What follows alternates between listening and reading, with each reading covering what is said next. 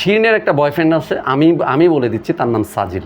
আমাদের মিডিয়াতে 50টা যদি লাইট থাকে, শিরিন শিলা একটা লাইট। কিন্তু আমার কাছে মনে হয় না ওই এত কিছু এরকম করে। তো শিরিন শিলা, নিপুণ ম্যাডাম বা যারাই কাজ করেছে প্রত্যেকে আমার বন্ধু। ওদের সাথে আমার বিয়ের কোনো সম্পর্ক নেই। আমার বিয়েটা হচ্ছে যে বললাম আল্লাহ প্রদত্ত হবে, আল্লাহ যখন হুকুম করবেন তখন করব। আশা রাখছি যে এই বছর হয়তো করব।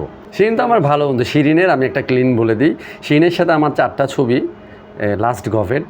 তো শিরিনের সাথে আমার প্রথম ছবি হচ্ছে আবুল হোসেন মজুমদারের প্রয়োজনে, এটা ভালোবাসি তোমায় নামে। এটা আমাদের ডিরেকশন দিয়েছেন হচ্ছে আমাদের মামা। যাই হোক, তো এই ছবিটি করার পর আসলে আমি বাকি 3টা ছবি আসলে ওই ছবিটির কারণেই কিছু ফুটেজ, কিছু স্টিল আমার আর শিরিনের দেখতে পেয়ে অনেকেই মনে করেছে যে এই জুটিটা ভালো কাজ করবে, হয়তো এদেরকে দিয়ে কাজ করবে। তো দেন এই ছবিগুলো করা। আর শিরিনের আসলে সত্যিকার অর্থে শিরিন একটা ভালো বন্ধু। শিরিনের একটা বয়ফ্রেন্ড আছে, আমি বলে দিচ্ছি, তার নাম সাজিল। শিরিন যাকে অসম্ভব ভালোবাসে, সাজিল ভাই শিরিনকে অসম্ভব ভালোবাসে। তাদের প্রতি রেসপেক্ট, তারা সারা জীবন একসাথে থাকুক।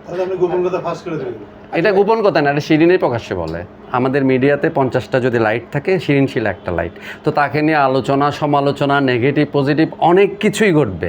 তিলকে তালও করবে, আবার তিল হয় না সেটাও না, তারও ব্যক্তিগত জীবন থাকতে পারে না। হ্যাঁ, তো এখন বিষয় হচ্ছে এটা কিন্তু সমস্ত মানে যারা একটু ফেস ভ্যালু, যারা আর্টিস্ট, যারা স্টার, তাদেরকে তো বিক্রিও করতে হবে, সেল ভ্যালু একটা ব্যাপার আছে।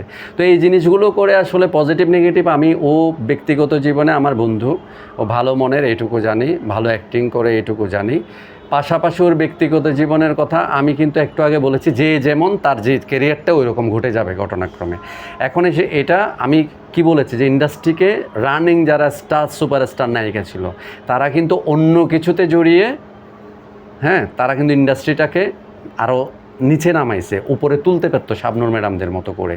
তো এখন শিরিনও যদি ওই রকম কিছু করে, রিয়েল লাইফে যদি ও আমার বন্ধু হোক, রিয়েল লাইফে কিছু করে থাকলে এটা রেজাল্ট আছে, ঠিক আছে। কিন্তু আমার কাছে মনে হয় না ও এত কিছু এরকম করে। ও সহজ সরল একটা মানুষ, ও অভিনয়কে প্রায়োরিটি দেয়। আপনার যে এই যে প্রজেক্টগুলো আদৌ আলোর মুখ দেখবে, শিরিন শিলার এটা প্রভাবটা পড়বে কি? এটা আমাকে প্রডিউসার, গভেটের প্রডিউসার আমাকে একদিন ডেকেছিলেন, আমাকে বলেছেন যে আসলে বেশ কিছু ভিডিও দেখে তো খুব মর্মাহত, এবং ওর একটা স্ট্যাটাস ছাত্র আন্দোলনের সময় একটু ভাইরাল হয়। ওই স্ট্যাটাসটা ও যদিও বা স্বীকার করেছে যেটা ভুলে হয়ে গেছে, এটা ও ডিলিট করেছিল, বাট ওটাতে ভাইরাল হয়ে যায়। পরবর্তীতে ওরে নিয়ে অনেকগুলো প্রোগ্রাম, বিতর্কিত জীবন, সব কিছু মিলে নেগেটিভ পজিটিভ অনেক কিছুই। তো প্রডিউসার আমাকে ডেকে বললেন যে এখন কী করব, কোটি টাকা ইনভেস্ট করব, কীভাবে কি। আমি বললাম আপনারা, তা আমার ডিরেক্টর হচ্ছে আসলে কলকাতায়, উনি কলকাতা থেকে আজকে বাংলাদেশে ফিরেছেন উনি অলরেডি।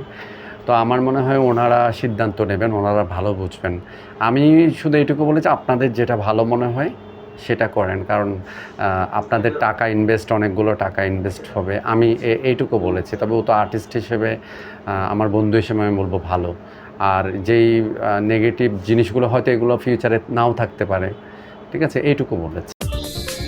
দেশ বিদেশের সর্বশেষ সংবাদ সবার আগে জানতে ক্লিক করুন risingbeauty.com।